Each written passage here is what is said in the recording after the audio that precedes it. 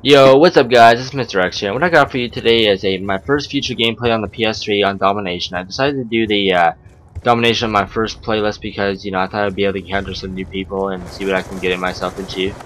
And I actually pretty excited to review for you guys for the first time what my score on this was, and I ended up going 21-1, which was my first mind-blowing game. But because I discovered what this game was all about, and I'll get to that too in a minute, but I just want to go over the controller configuration of the PS3 compared to the Xbox.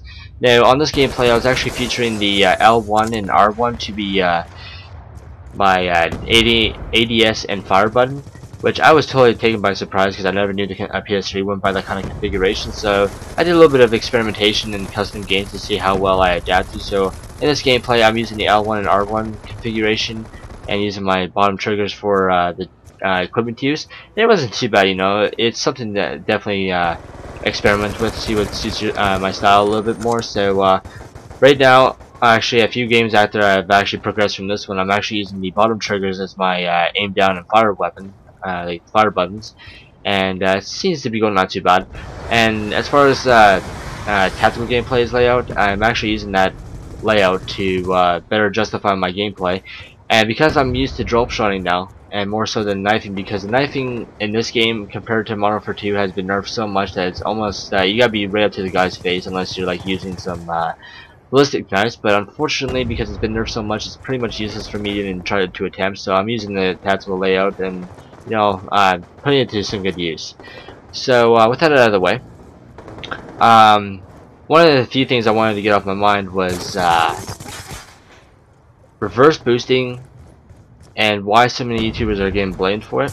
Well, for me, the common term for reverse boosting was so new to me. I was like, what the hell is reverse boosting, and I can describe this by the one YouTuber who's still getting punished for this, and his name is Green Goblin HD, and he's still getting criticized for, reverse boosting, and I'll explain what that is here, right about now, actually.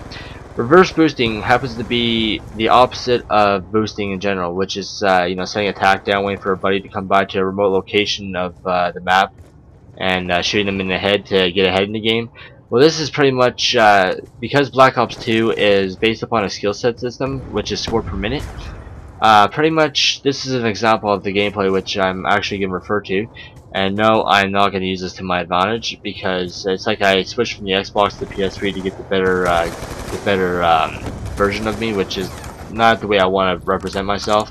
But pretty much, players that go 150 pluses, which is the #1 big question that most YouTube fans are in question of, like, how the hell do you do that, And that's because it's based on the skill set system, which is also tied to the score per minute. So what will happen is players will get their buddies to join their session so that their buddies can kill their friend to roughly go 0 and 60. They don't care about the KDR, all they care about is getting the gameplay.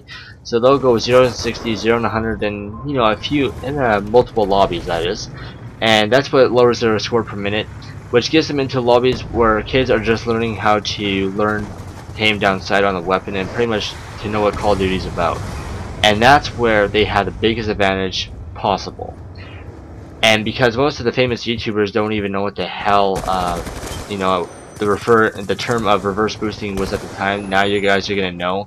And now, because the reason why you're being accused is gonna be explained in this video, and probably many other videos other than this, like probably 20 other videos from mine. But pretty much that's what a lot of YouTubers are being accused of, is lowering their score per minute to get into lobbies where they face a bunch of new players, hence the 200 plus gameplays or even 150 plus gameplays. And that's where a lot of YouTubers find this is so unlegit, like you can't even face people based upon your own skill set, where they're pretty much feeding you their own medicine.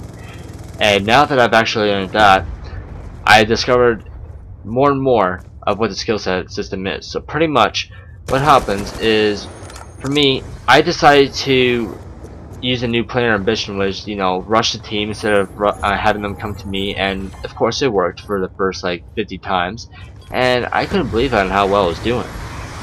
But as the players discovered what my playstyle plan was, they started to use that against me.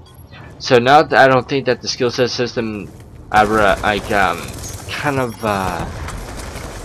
records that and reference to other players and how they can do that too. So pretty much my skill set was pretty much stolen from me so that other players can study off that. But I'm pretty sure as for players themselves, they learned that after being drop shotted for a few times, they know how to return the favor back in return.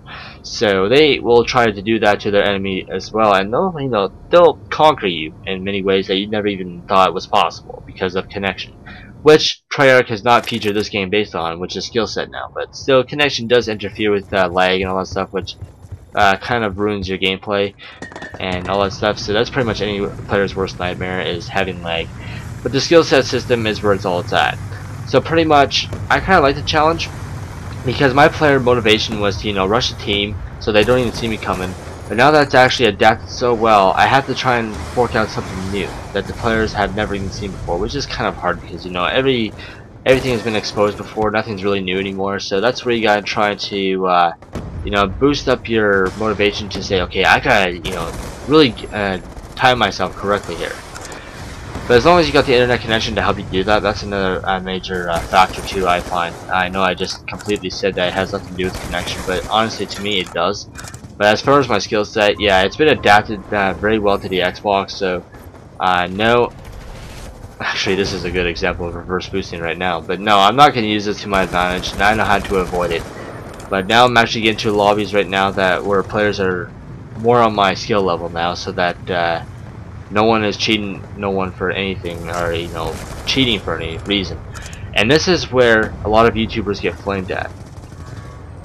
They think, well, the YouTube fan base, which these famous YouTubers are proudly sponsored by, they think that, or how they get these high scoring gameplays, that they go into these lobbies and die so many times and put into lobbies where players don't even know what the hell they're doing, and that's where the gameplay becomes very radical, and that's where YouTubers don't like it. And the funny thing is that most of these famous YouTubers don't even know that they're reverse boosting until it's actually being said in the comment section below, which I don't really think that many YouTubers that have a big subscriber base really care about.